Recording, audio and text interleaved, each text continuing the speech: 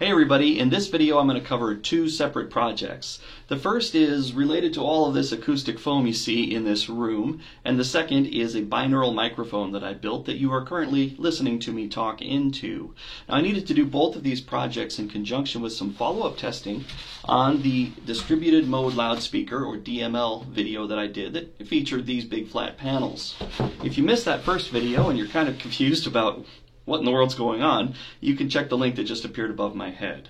But getting back to today's video, it was obvious based on all of the feedback I received on these things that a lot more testing was needed, and sampling them in my garage with just a little lapel mic was simply not going to cut it. So without spilling too many of the beans about what's coming in the next video where I do all of the testing of these different speaker designs, I wanted to talk a little bit about what my plan was for that testing. The idea here is I wanted to record the speakers and get as high quality a recording as I could of each of the different designs, and then be able to cut back and forth between all of the different recordings so that we can get a fairly subjective idea of how they stack up against each other. Now the recording is only going to be as good as the environment and the recording equipment that I'm using, and so I decided to alter the environment to cut down on the reverberation in the room by adding the foam to the walls, and I built a binaural microphone that I can use to do the actual recording in the first place. So let's talk for just a second about the binaural microphone that I built. I guess the first question is, what exactly is a binaural microphone? You may not be familiar with that. Briefly, a regular microphone usually records in mono. It just kind of picks up the sound from a single point in the room, and it doesn't have any directionality to it, and it can't tell anything about kind of where the sound is coming from. It's just, this is what it sounded like right at this point at the end of the microphone. But a binaural microphone uses two separate microphone inputs, and it spaces them approximately the same distance apart as the ears on a human head. And it takes all of the sound that hits the left mic and puts it into the left channel of the recording, and all of the sound that hits the right mic and puts it into the right channel of the recording. So the end result of recording with the binaural microphone is that the sound becomes much more directional. As I walk around the room here, you can probably tell that the sound is panning naturally. It's not an artificial effect. I didn't do any post-processing or anything on this audio. This is exactly what the microphone heard. And if you close your eyes, you can probably even tell when I'm turned away and I'm not facing the camera anymore, or when I'm even standing behind the camera. However, this effect is strongest when you're wearing a pair of headphones to watch this video. So if you're watching it on a laptop or a phone with just little speakers that are built in, I strongly recommend that you swap that out for a pair of headphones. Just plug them into the device you're watching it on so that you can feel that full effect. It really is quite striking when you've got a pair of headphones in. So cool, we know what a binaural microphone is, and we know what they do and why it's important in the context of what I'm doing with this project. So how did I build it? I'll just go over that really quickly with you. It's built around a small electronics projects box, which you can purchase on Amazon, and it uses some silicone ears that I also picked up on Amazon. In fact, everything I mention here I bought on Amazon, and I'll leave links to all of it down below if you're interested in building your own. But assembly is really pretty straightforward. You just drill a couple of holes in the sides to line up with where the ears are going to go, and then you glue the ears to the side of the box. One quick thing to note here is that the glue that you have to use is not a regular kind of glue. Silicone doesn't really like to bond with just about anything, so you have to get this specific kind of glue, otherwise you'll have a hard time getting the ears to stay sticking. You then feed two high-quality microphones through the holes that you've drilled and into the ear canals of the silicone ears. And then you use a couple of adapters to take the left and right side and bring them into a single stereo signal.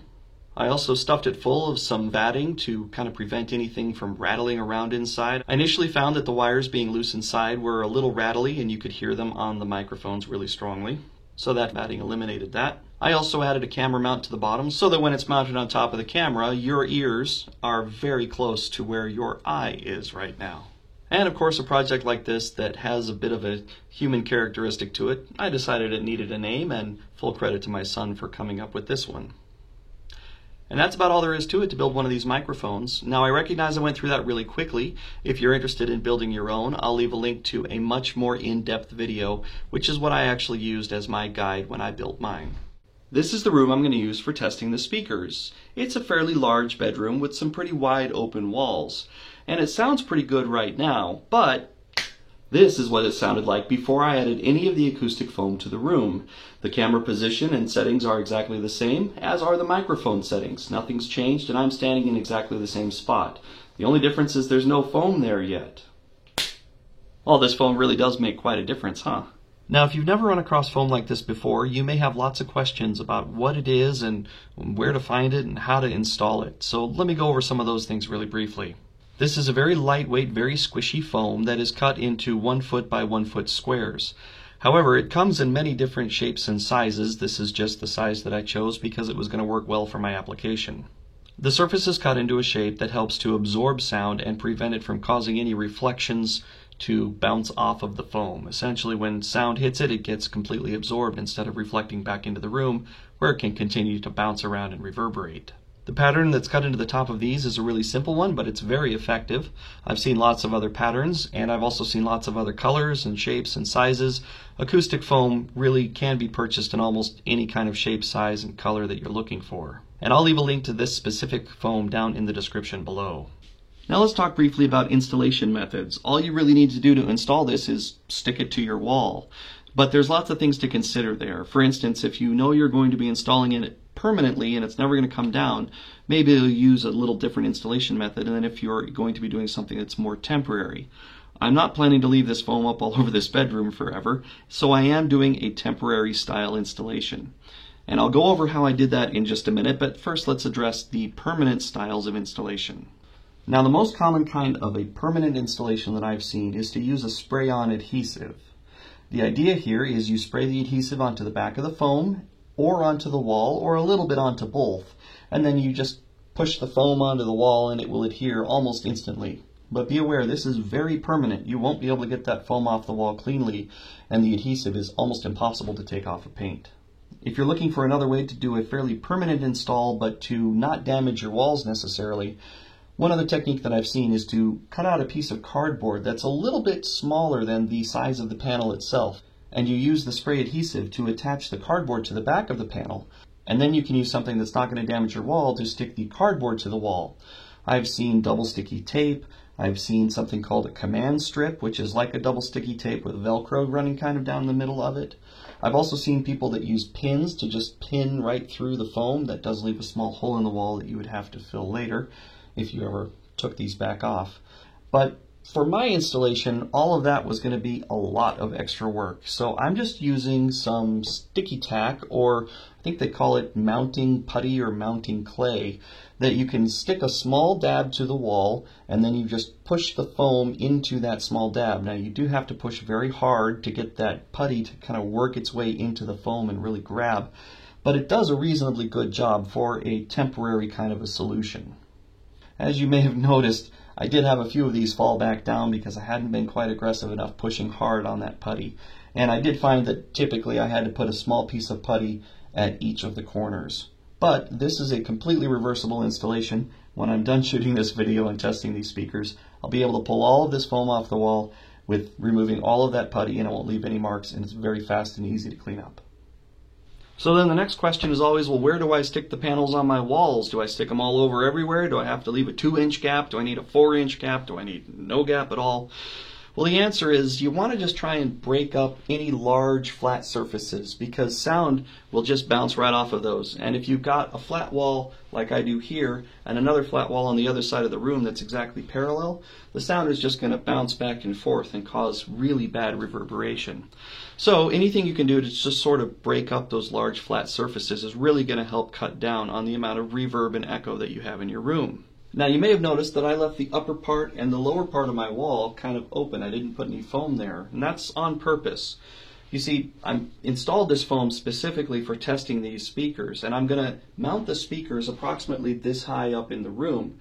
So I've centered the foam such that it's going to have the speaker source more or less in the center of the band of foam that I've put all the way around the room. And the only place I really care about reverberation is at the microphones that you're currently listening to this on. And those are also going to be placed about the same height in the room.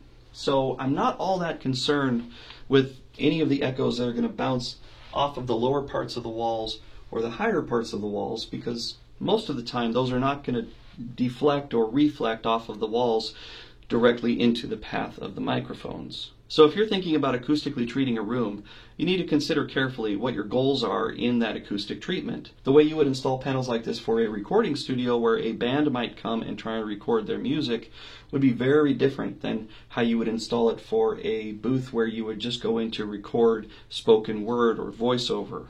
Or if you're trying to install in a home theater, again, you'll need to think carefully about where the sources of your sound are and where the listener is going to be seated. And you'll want to place the foam appropriately to try and reduce the reflections and particularly try and eliminate the back and forth reverberation that can happen in a room like that.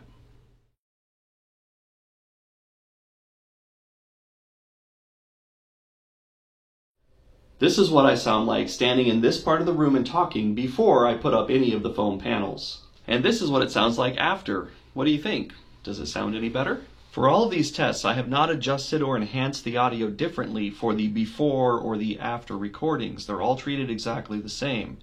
So again, this is what it sounds like after having installed the acoustic foam. And this is what it sounded like before. Can you hear how much worse that is and how much more the sound echoes and reverberates around in this room? Let me move to one other part of the room. Here's what my voice sounded like in this position before I installed any of the acoustic foam. Again, the camera position and settings are exactly the same for my before and after tests. And again, this is what I sound like with the foam installed. Hopefully you can hear what a difference that foam makes, especially for the echo and the reverberations that are kind of inherent to a room this size and shape. Also, I hope you really are watching with a pair of headphones in so you can really get the full binaural effect of this microphone. As I walk around, it really does pick up exactly where audio is coming from. And this is going to be super important when I test these speakers because we want to get kind of the listener's perspective as close as we can possibly mimic that to what the speakers actually sound like.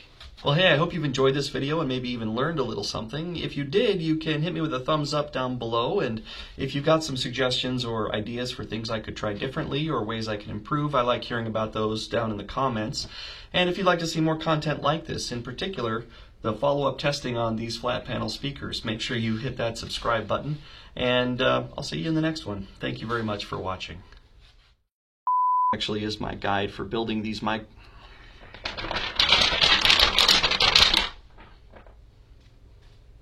I have a script, not really reusing it. It's there, it's never looking at it, I'm just holding it in my hand for security.